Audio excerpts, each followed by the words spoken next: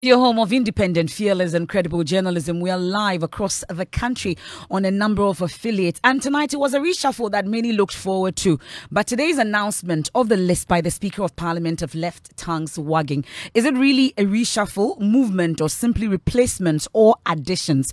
There are also reactions to the total disregard for calls for a downsizing of the Akufo-Addo government, especially at a time the country is experiencing an economic downturn. We'll hear the concerns shortly, but first, listen to the Speaker of Parliament, Alban Bagbing, communicating the appointments to Parliament when the House resumed.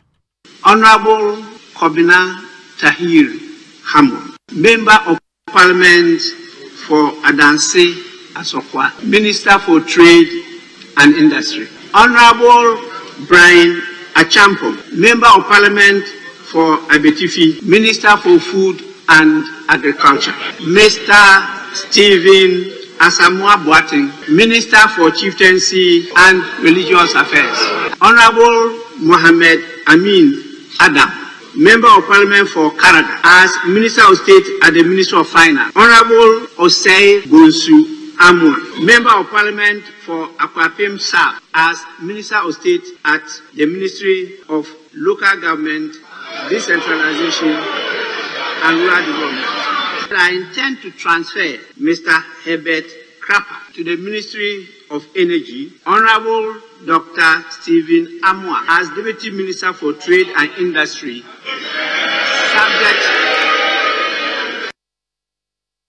Well, that's Speaker of Parliament Alban Bagbing there communicating that letter that was sent to him by the President as Parliament resumed. Well, political scientists Dr. Asante and Dr. Amwakuba have the following initial reactions to the appointment. What he did is not what is critical. That is not what is needed. We don't need musical chairs. We need reduction in numbers of appointees so that government expenditure goes down. Every action the President takes now must be in that line, reduction of expenditure. This government, even infrastructure development, must be suspended for a while. You should group them, critical to normal, and so forth, so you know which ones to tackle first. Some projects we just started. So we don't need the size that we have now. We need a reduction of the size because we are cash trapped.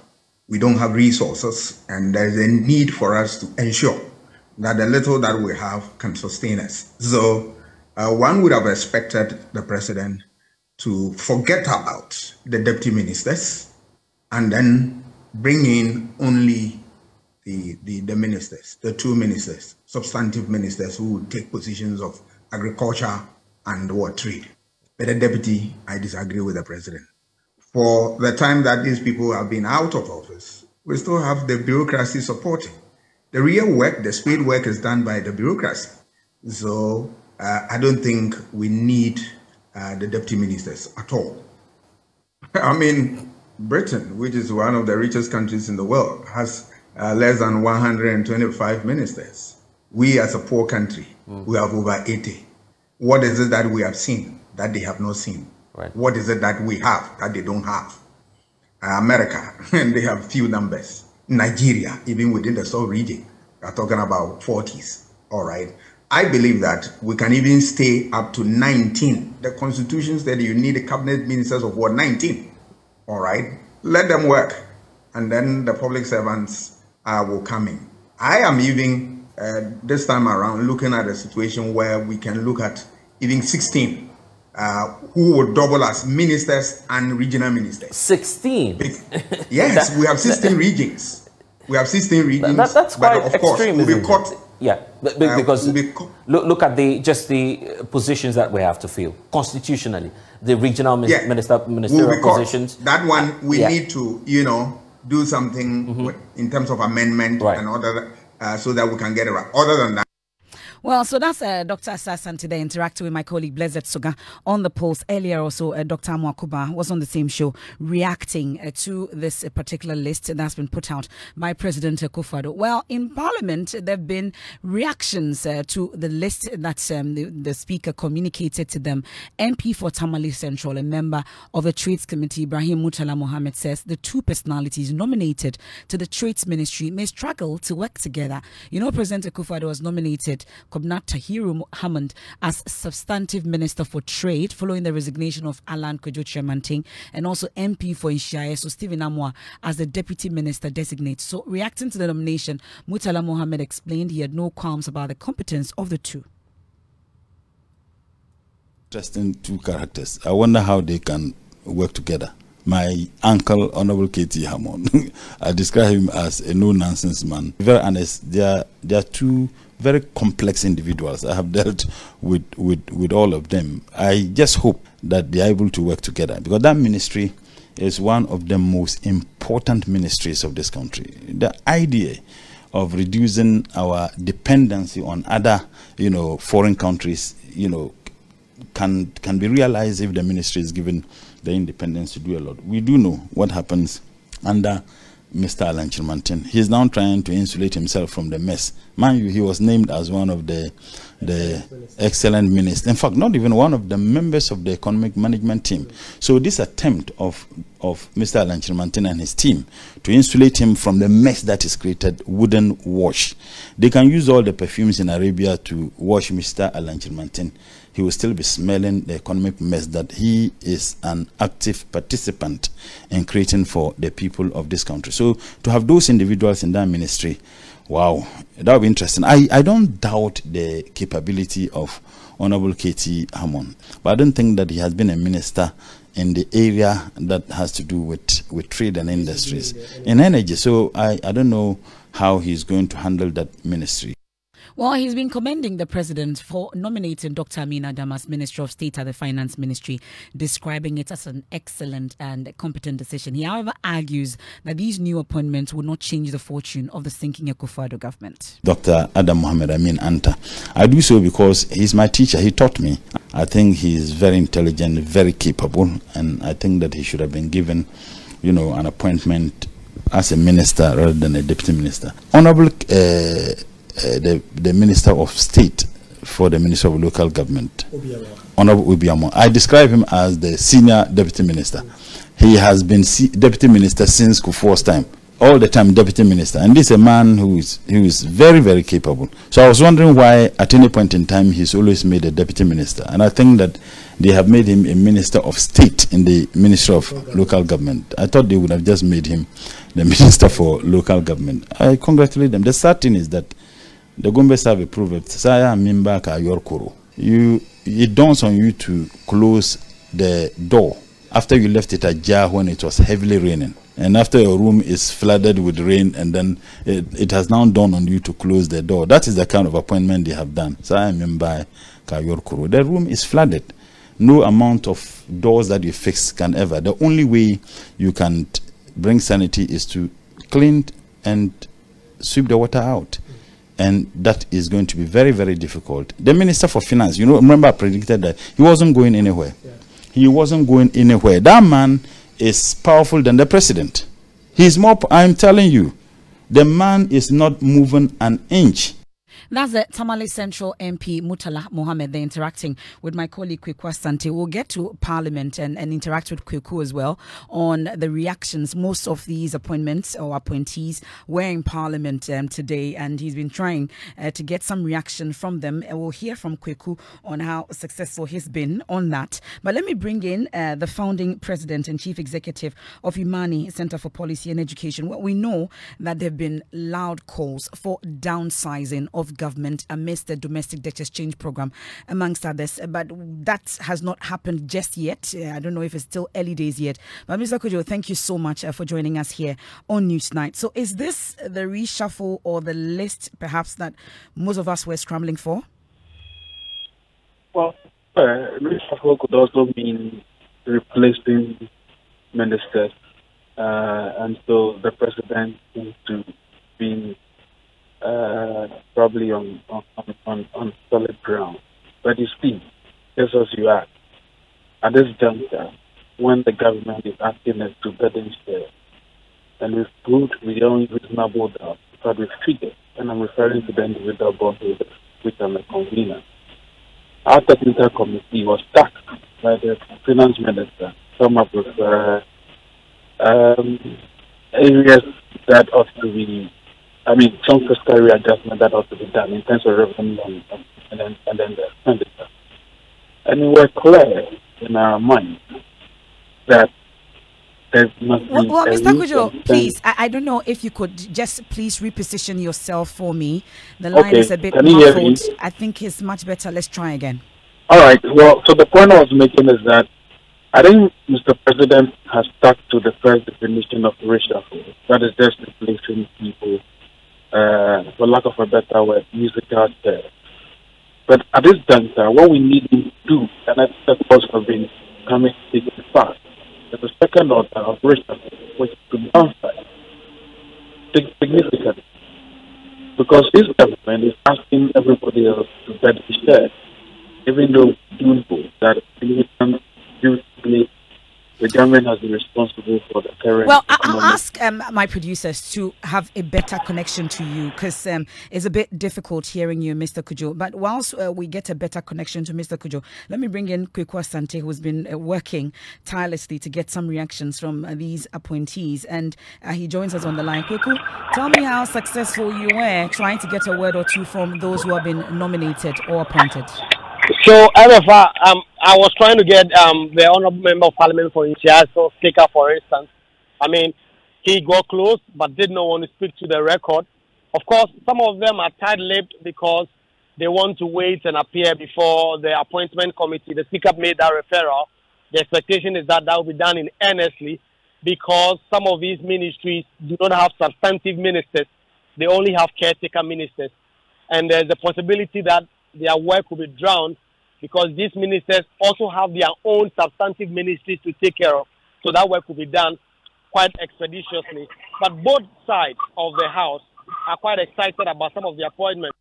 Speaker had been touted as to be nominated for the Ministry of Finance as Minister of State to replace Charles Edubuahin. And so that was the expectation going into today.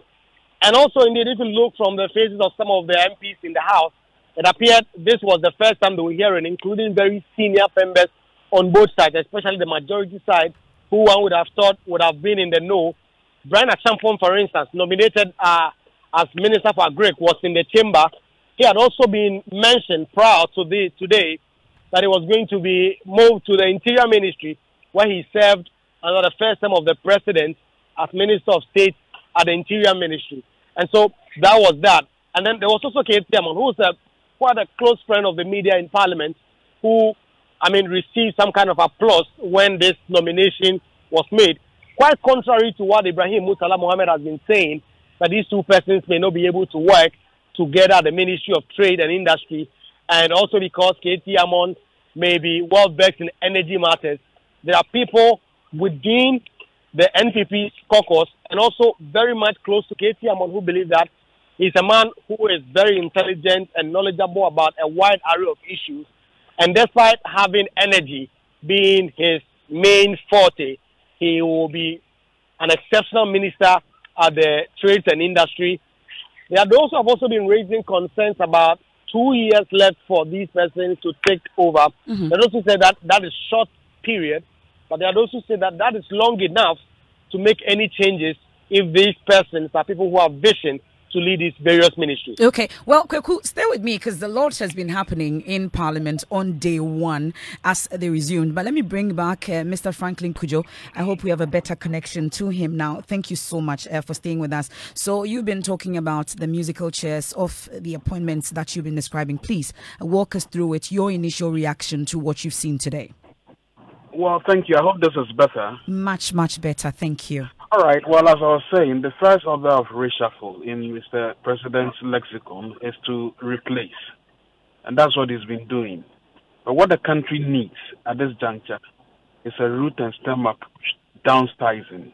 And I think we have been quite clear. Many advocates, including the recent call on bondholders to come up with ideas to, if like, cut back on government excesses. And we've served notice, there's been an enormous work done in that regard. So I'm not going to discuss the people who have been replaced, even though I think that the chief ministry should have been abolished immediately. I didn't think we needed a chieftaincy. I don't think we ever needed a chieftaincy ministry, by the way. But just to say that what the country was expecting was not necessarily replacement, which was going to happen anyway. But in actual fact, more than we wanted to hear. What has happened. Well, we still stand by the fact that close to 6 billion Ghana cedis would be saved for this economy if there's a proper reordering of the MDA as well as the various executives that Lord of that. Well, and looking at that detailed, program or outline put together by the Individual Bondholders Forum that was submitted as part of that working document to the Finance Ministry, you had raised concerns about expenditure when it comes to government appointees. Are you hopeful that we'll see a downsizing in this lifetime of the President Akufo Addo government? A part of me feels the president hates the second meaning of reshuffle. I don't know whether he encountered the word in the Scrabble competition when he was growing up, and so couldn't solve it. But look, at this low pace, I will be surprised if the president actually downsizes government, and that would have been a total disappointment, really. Okay. We're grateful. We'll leave it here. That's Franklin Kujo, is the founding president of Imani, and he's been speaking to us about that list that's been put out by President Akufo Addo through the Speaker of Parliament. And Kwekwasante is still with us on the line because it's the first day and there's a reshuffle on the side of the minority. Well, tempers are calm. We're told that they've been able to resolve all the issues. But when they resumed today, first off, Kweku, walk us through the sitting arrangement. It's been interesting. I've been watching the visuals today. Walk us through what you witnessed when you went to Parliament today in terms of how they had to start the sitting arrangement and everything. Some of very early this morning, the new minority leadership, except Dr. Kesela Tufosin, who had to battle a case in court, were in the chamber to try and sort out the leadership arrangement and the sitting arrangement. Those who watch Parliament know that the first 4 seats in front of the various caucuses are reserved for the minority or the majority leader, his deputy, the chief whip, and the first deputy whip. So that first 4 seats in the minority caucus had to be changed. And you know that 3 of the leaders, Haruna Idrisu, James Klucha Abedi, and Muntaka Mubarak, have all been changed. And now their seats are set to be taken over by Dr. Asfosen, Emmanuel Lama Kofi-Boa, and then Gavin Kwame Agboja. So early in the morning, that seating arrangement had to be altered. There are some 2 seats on both the minority and majority side. On the majority side, those 2 seats that are close to the minority or the majority leadership chairs are for the first and deputy speaker. On the other side of the minority, it used to be for Cletus Aboka and Honorable Collins Dauda. But now Honorable Collins Dauda has been relegated to the back. He has lost his front seat because Haruna Idrisu will now be positioned there. So Haruna Idrisu has lost the black seat that he was the only one who used to sit on it. He will now sit with Cletus Aboka. James Klucha Abedi will now sit where the person who has taken over from him, Emmanuel Lama Kofi-Boa, used to sit, right behind the minority leadership bench in Parliament. And Muntaka Mubarak is also going to sit where Dr. Kesela Tufosin used to sit when he was the ranking member on the Finance Committee. So some kind of rejigging there in terms of where the personnel sits in the House. Well, did you get a true sense that indeed tempers are calm on the side of the minority? Indeed, what I would describe it as uneasy calm. There are still people who are not so excited about the change. Indeed, normally when the House resumes like this, the leadership of both sides will give their welcome message. When they go, you see, leader, oh leader. It was quite a somber mood when Dr. Kesela Tufosin went to make his presentation. The did not come until he started taking some shots at Finance Minister Ken Ofori-Atta and assuring the majority side that they are in for some fire and some real hard work. That was when some chance came. Mr. Speaker, the people of Ghana looks up to us to mount a barrier between them and the Western standards of governance, especially because of the hung nature of this Parliament.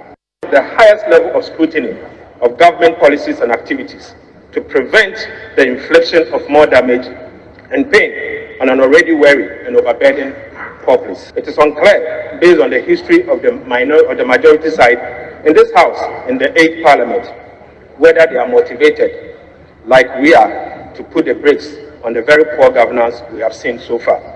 Mr. Speaker, I can say with all the confidence I can muster that we on the minority side mean business and we are up to the task.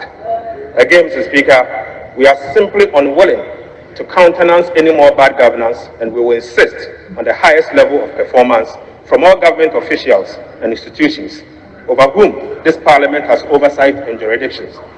We are unwilling to be part of any negligence of duty of any sort, and neither shall we tolerate any lackadaisical attitude towards the work of this House by public officials.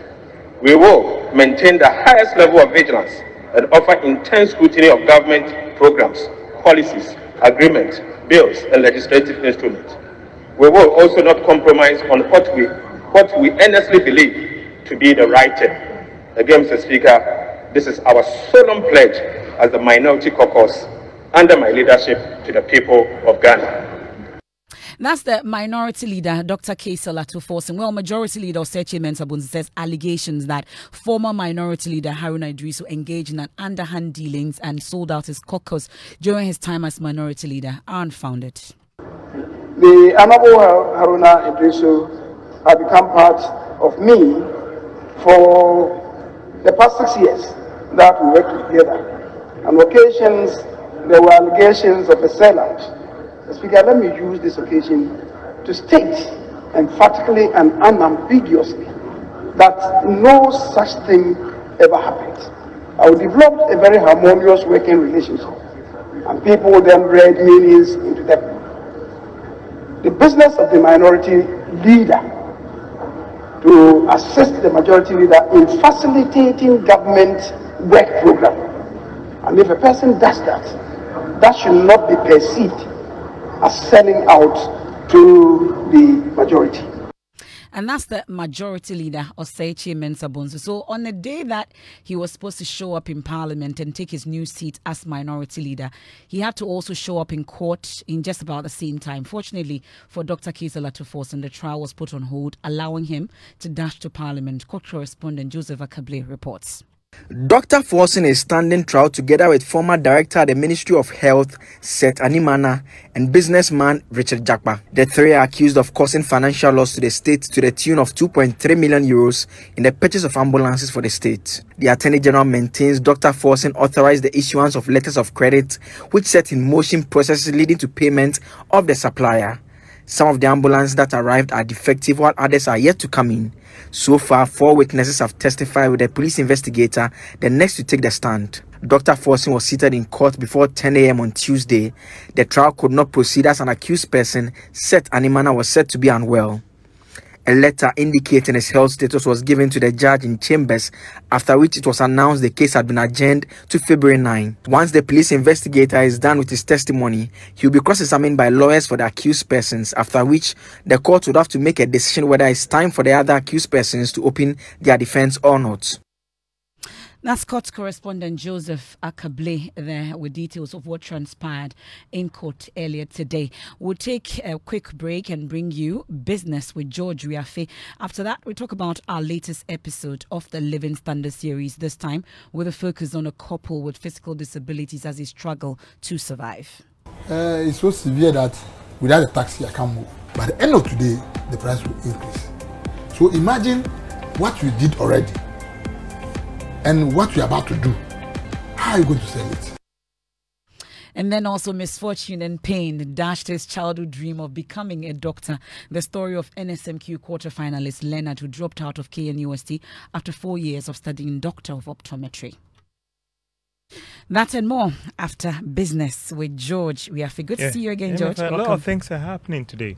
And you knew him for his work in petroleum and all those things, and the energy think tank and all the rest. But if a definition of an economist is somebody who has had basic university education and even postgrad, then he might qualify. That is Dr. Amin Adam. That is a BA in economics and MPhil in economics as well. before he went ahead to do his doctorate in petroleum economics, actually. Right, so if you just want to define an economist based on your tertiary education, then maybe he qualifies as one of them. And we'll be getting you more as President Akufo-Addo makes key nominations to the Ministry of Finance and the Trade Ministry. We'll give you more details on the personalities and challenges that lie ahead for Dr. Amina, the Minister of State of the Finance Ministry, and Katie Hammond, who is going to the Trade Ministry. And domestic debt exchange program finally ends, witnessing major banks' participation as well as some individual bondholders, with more on official results set to be released next Tuesday. The business news on Newsnight is brought to you by MTN Business. Welcome to the new world of business. Allianz Life and Ghana Pay.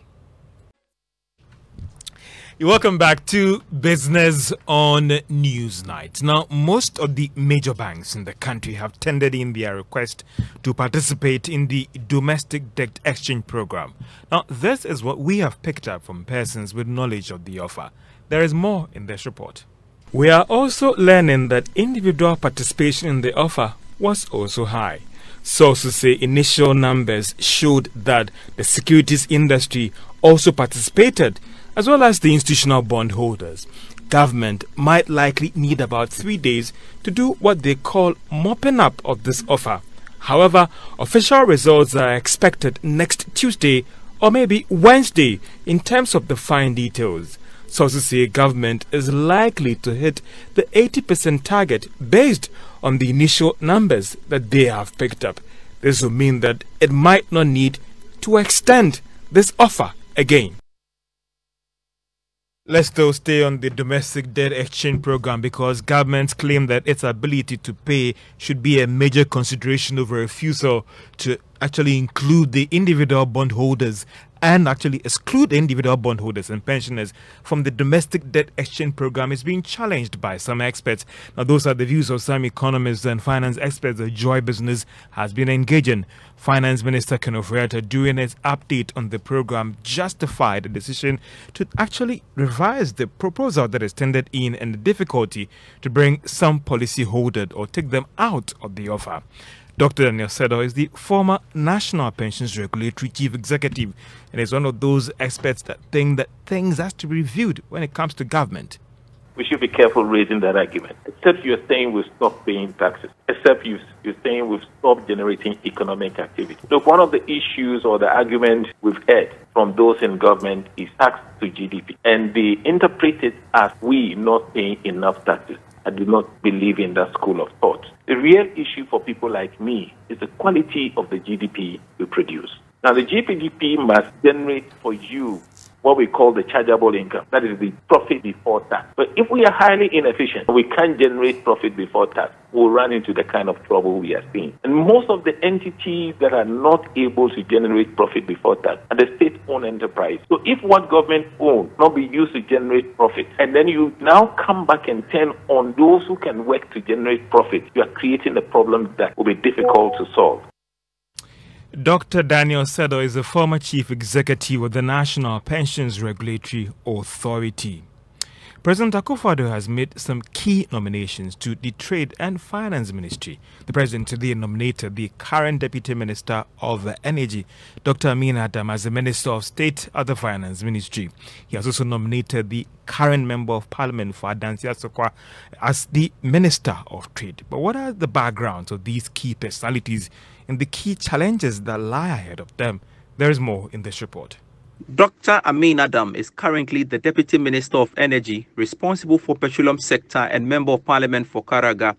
Before coming into mainstream politics, he was with energy think tank African Center for Energy Policy and later became its executive director. Dr. Amin Adam has worked extensively in the extractive industries and resource management as a senior lecturer, advisor to several governments on the continent, as well as resource governance and a campaigner for transparency in resource management around the world. Dr. Amin Adam has also worked as the executive director of the Public Utilities and Regulatory Commission. He was also the Deputy Minister of State for the Northern Region and Mayor of Tamale. In terms of education, he holds the Bachelor of Arts from the University of Cape Coast, Dr. Amin Adam holds PhD in petroleum economics from University of Dundee in UK, specializing in petroleum fiscal system. He also holds an MPhil and BA Honors Economics from the University of Cape Coast and is also a fellow of the Institute of Certified Economists of Ghana. Dr. Amin Adam, by his designation, will be the next senior person at the ministry after Ken Ofori-Atta and will be responsible for taking some very important decisions if Ken Ofori-Atta is not around. With the current push by the public for the minister to step aside, could Dr. Amin Adam be the next Minister of Finance?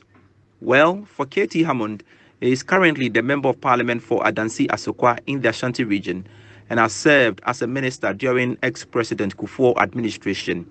In terms of his education, he is the product of the University of Ghana, where he holds a Bachelor of Arts in Law and Political Science.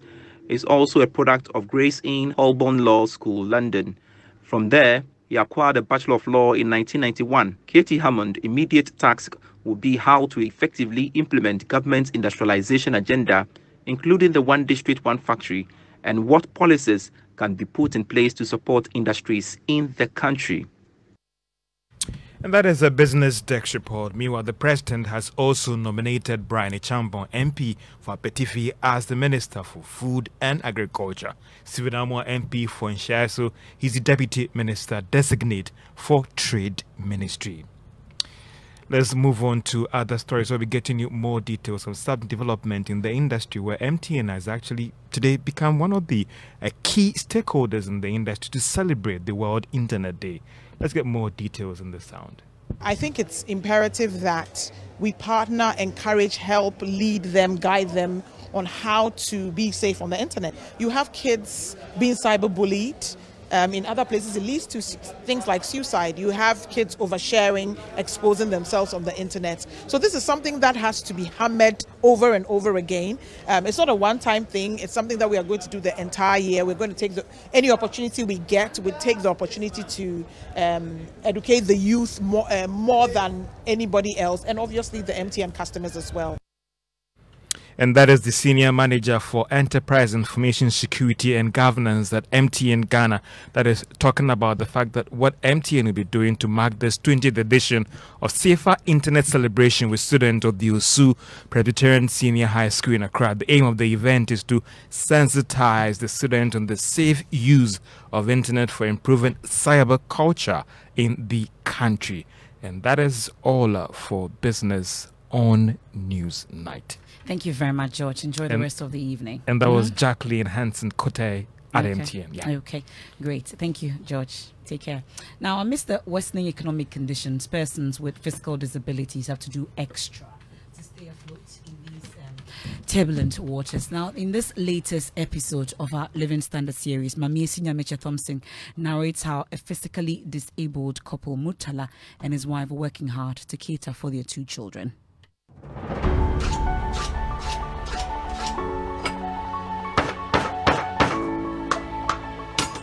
Mutala is busy at his workshop trying to finish a shoe order for a customer.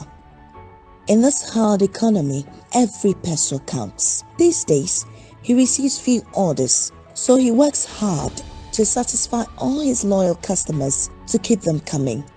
From about 20 orders a day, he barely gets 5 these days. Because I want the best of them. If I don't, who will do it? Nobody. Until the economic will be stable. So if the economic has been stable, that is where I have to go back to where I am yesterday. Ours here, it comes in not regularly, once in a while. Like as we are here, somebody pays a visit, or he or she has been invited to a program. He doesn't have any nice, easy wear to wear. Just pass by, tell him, do you have this size?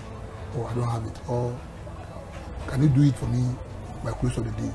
Then I have to squeeze and do it. Mutala is no stranger to difficulties.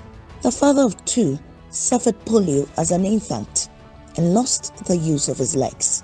Navigating the current economic challenges as a person with physical disability has pushed his struggles a notch higher.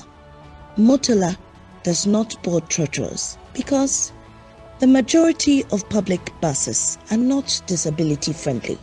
Also, trotro drivers are not patient, and so they deny him access. So he rides inexpensive chartered taxis. The way I am right now, I can't take a trotro. Because the moment I drop it, I just signal to a trotro driver to tell me that the boot is not good. Simply because he doesn't have a place to keep my wheelchair. So by so doing, it won't pick me. So I have to go in for another option of taking a taxi. And of late, you see the condition that we are in. Take a taxi is hell. That means how much do you spend on transportation a week? You know, let's take for instance from transporting from in and out 80 cedi for a weekend. He ventured into leather works at the Accra Rehabilitation Center in the 90s because his father refused to pay for his accountancy program. His excellent craftsmanship got him a job in the Youth for Employment program. He was posted to the Social Welfare Department and later to the Ghana Society for the Socially Disadvantaged. I do slippers, sandals, belts, repairs, everything I do. Oh, wow. If your bag is spoiled, I can mend it to you. Oh, okay. All these, some of the things that I do, I've not been taught. But I just make sure that one of my leg is very strong a little. But Murtala's shoe business has slumped because of the current economic challenges. Prices of leather materials have shot through the roof, and with customers refusing to pay more for shoes, Murtala only gets marginal profits. So at first we sold it at 50 cedis, but now you can't sell it 50 cedis now because we have to sell it 80 because of the economy that has risen. So at first we were buying one sheet of bona, which is down of this. One sheet of it, we used to buy it 70 cedis. So now it's getting to 200. One sheet of this. 200 cedis? Yeah, 200 From cedis. 70 to 200 cedis? Yeah. Why? Because they are imported from outside. You know, I pump a lot, but getting it is very difficult because the marketing is very slow. You produce the work. Oh, I want this. Okay, you just buy it. Maybe nobody will come in the following 2 days before somebody will also come.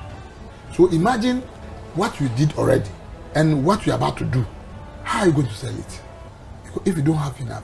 And me personally, if nobody comes to me to come and purchase what I produce, how am I going to earn a living?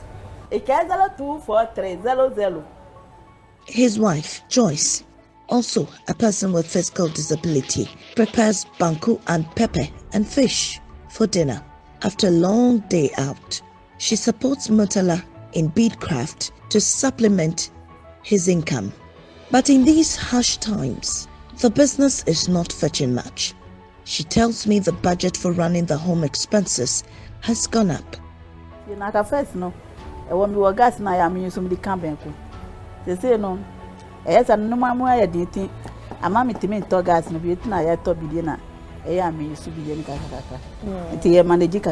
I've now switched from gas stove to the coal pot because we cannot afford LPG. Even the prices of the ingredients I'm using for this meal have gone up. The dough is now selling 7 cedis and above. Mackerel is now selling from 15 cedis. It's not easy at all. I'm learning how to rear snails as an additional source of income. Getting an additional income is the only way to survive the harsh circumstances. She has not given up. She's now learning the snail breeding trade to help shore up the house income and pay for the increasing expenses. I'm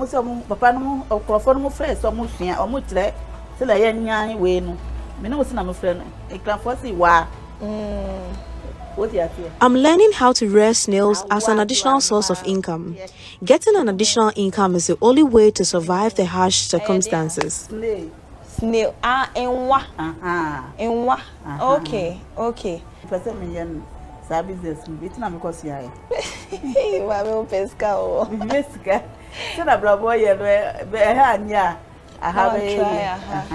No market near. The Oche and was he said, we are Nitonu, or Betty Nabuau. Motela's family is sticking together, hopeful the economy will turn around and bring back smiles to their faces. Beautiful report there put together by my colleague Mamiesi Nyamiche Thompson. Let's do sports, and there are more talk about Christian Apawu. Actually, Emefa, after 24 hours of anxiety among Ghanaians following the earthquake in Turkey, which trapped the Ghana midfielder Christian Apawu under rubble, Ghanaians are grateful he's been found. I thought, very bad. They're looking at, the way he's helped, the Ghana Black Stars in the past, like, events and stuff. I thought, we were very bad. But like I'm saying, we thank God that he's been found. Mr. Apawu na wayari ebi musi wewu nsempi, but ena no pe nyame ayadom yesi hwenye ne o ma hwehwe no musaka no nti eda nyame ase se me ye Ghana ni a ni da de si ya hwe anya no de yenye da nyame ase. It's such a relief that Apawu has been found, and he's Ghanaian and he's our blood, and such a catastrophe, no one will wish it on anybody, no matter what. Yeah, so it's a happy moment. From yesterday, I was very sad the whole day, and in the evening around 7 o'clock, and I heard that he was found but injured. It's such a relief that he's alive. That's the most important thing, yes. All what I will say is we thank God so much for saving Christian Apawu for us. Wow. So, yeah, Emefa, I don't know. When you heard this, how did you feel the first time you heard it? I was just praying. Seriously, I prayed. It appears everyone became a prayer warrior yesterday. It's very important that we pray. Sometimes these things happen and it seems so far away from you until somebody is actually involved. Yes, it's involved. 6,300 people at the last count. That's quite crazy. And as at the time that we were reporting about Christian Apawu being trapped under the rubble, it was about 912 people who had died. And that time it became extremely scary when the numbers shot up to about 2,000, and that was when people began to feel that what probably could be happening. And it took them about 26 hours finally to get Christian Apawu. And I've had the privilege of exchanging messages with people who are close to him, and what they tell me that they are grateful that he's alive. Did they tell you how he's actually faring? No, there was nothing specific on how he's faring, but what I was actually told was that they just thank God that he's been found. Yes. His family, wife, children. Yeah, his family, his wife, they are not with him actually. They're not with him in Turkey. I understand they are in UK. And in fact, I was actually made to understand that Christian Apawu had planned to visit the family yesterday. So when it happened, everyone was really sad that it happened, unfortunately. But as we have heard from people who are close to him, we just pray that whatever injuries that he suffered, he's able to overcome them, and maybe, hopefully, he gets back to the pitch and do what he does best. And this is not something you wish upon anyone. You will never wish that upon anyone. And just imagine that when Ghanaians heard there was a Ghanaian under rubble, you can imagine how the whole nation united.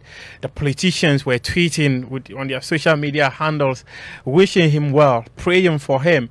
Everyone was so united. You wouldn't wish this even on your enemy, Emefa. We pray for everyone else. Everyone. And in fact, I heard someone actually say that because Christian Apawu is popular, that's why he's leading the headlines. But in fact, there are many Ghanaians in Turkey that we should be praying for so that they will all be found alive. Very true. Yeah. Muftau, thank you. Thank you. Good to see you.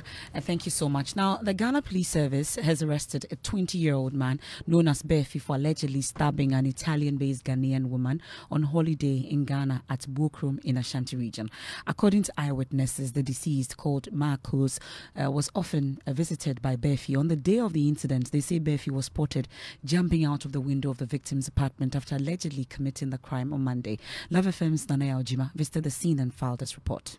At the time of Love News' visit, the suspect in handcuffs has been brought to his house, which sits directly opposite that of the deceased. The police led him into the residence as part of investigations. Some visibly angry residents attempted pouncing on the suspect. A neighbor speaks of the relationship between the suspect and deceased.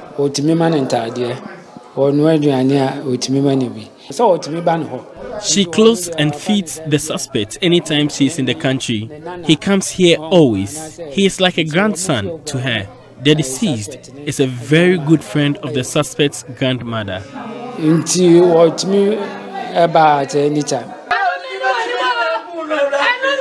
The deceased, Mark Hose, in her late 50s, lived in an apartment on the second floor of a two-story building. It is believed the suspect went through a window that leads to the apartment of the deceased to gain access to her. Residents say the suspect attempted breaking into the apartment weeks back, but the issues were resolved. An eyewitness says he was drawn to the scene after hearing noise that suggested a tussle in the apartment. The alarmed residents broke into the room to find the woman in a pool of blood. Struggle.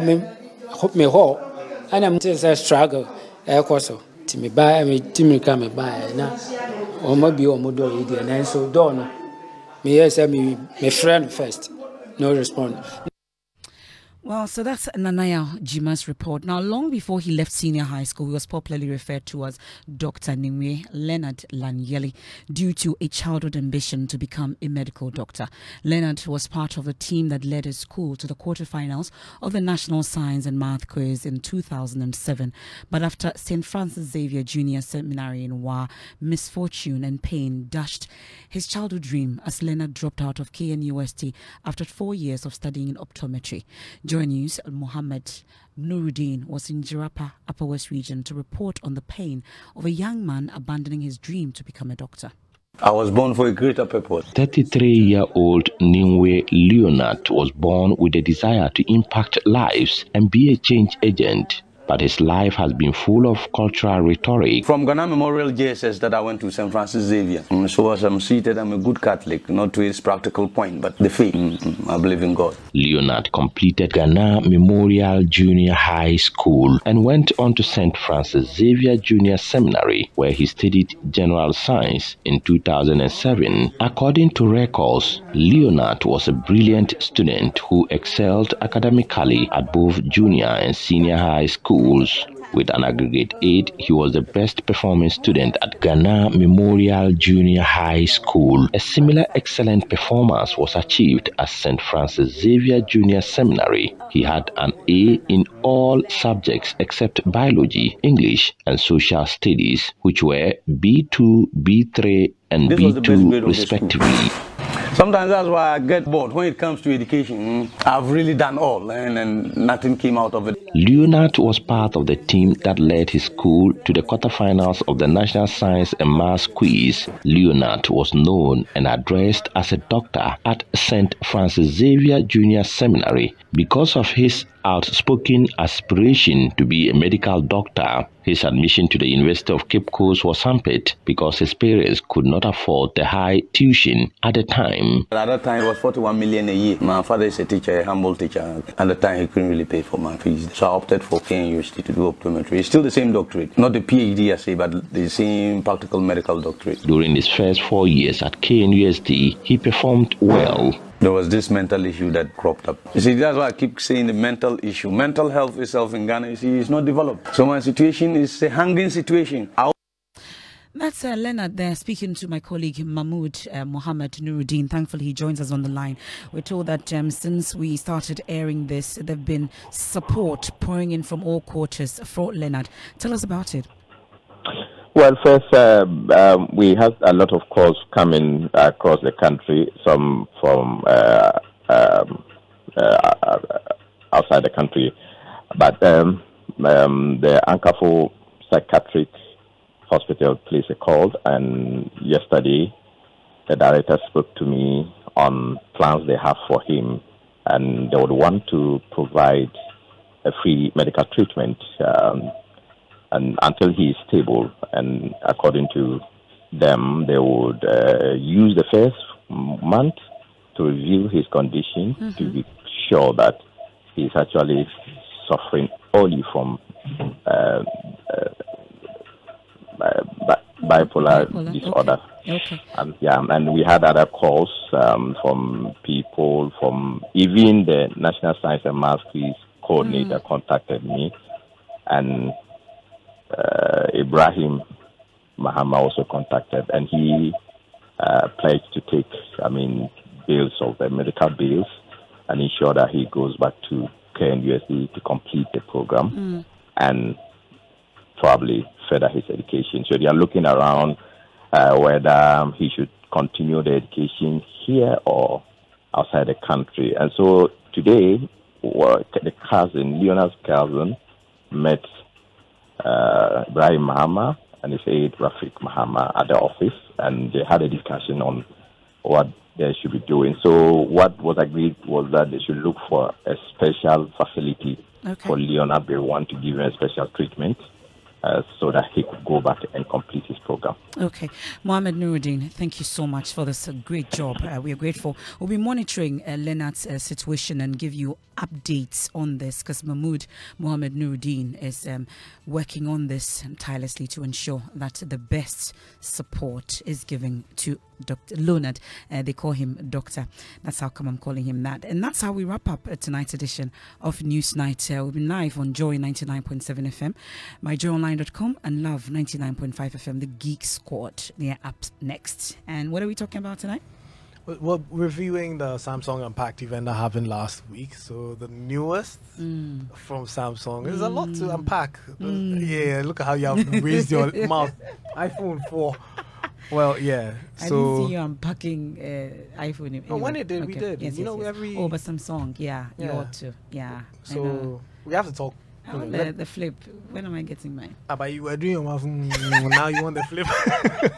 I just want to see how. Let's see. You just want to see how. Yeah. Don't worry, I'll pull some strings. Let's see if I can stop using the iPhone. If that's the mission, then I will push that. Okay. I want to see as a I'll social. Be listening. Social responsibility. Experiment. I want to see, what would cause someone I'll be a new convert. Yeah, you never know.